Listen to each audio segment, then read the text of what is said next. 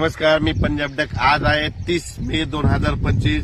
मी जात आहे धुळ्याकडे. हे पारोळा रोड आहे आणि या ठिकाणून म्हणजे हे जळगाव जिल्हा आणि धुळे जिल्ह्याची बॉर्डरवर आहे आणि या ठिकाणून आपल्या महाराष्ट्रातल्या शेतकऱ्याला अंदाज देणार आहे.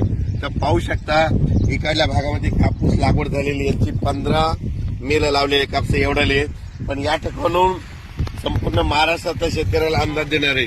राज्यातल्या सर्व शेतकऱ्याला एक आनंदाची बातमी, इतका पाऊस पडला, मग आता उघडणार कधी?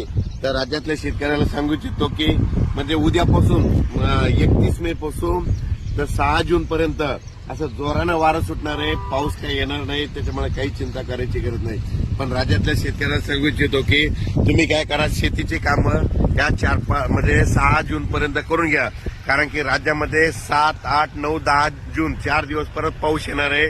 म्हणून हे लक्षात घ्यायचं आणि ते 7, 8, 9, 10चा पाऊस भाग बदलत पडणार आहे म्हणून हे अंदाज लक्षात घ्यायचा. पण राज्यात मात्र 6 जून पर्यंत हवामान कोरडं राहणार आहे. पाऊस काही येणार नाही, त्याच्यामुळे काही चिंता करायची गरज नाही. फक्त आजपासून बघा तुम्ही, आज जोरानं वारे सुटतील.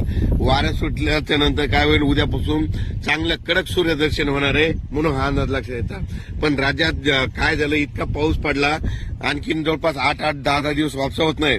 पण माझी विनंती, ज्यांचं रान जसं तयार होईल तसं तुम्ही तयार करा, कारण की राज्यामध्ये 7, 8, 9, 10 जूनला परत थोडा पाऊस येणार आहे म्हणून हा अंदाज लक्षात घ्यायचा.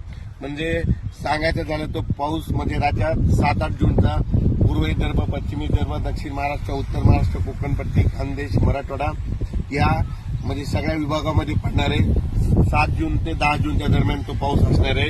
दररोज भाग बदलत पडणार आहे म्हणून हा अंदाज लक्षात. पण 6 जून पर्यंत म्हणजे आज 30 मे पासून ते 6 जून पर्यंत हवामान कोरडं राहणार आहे.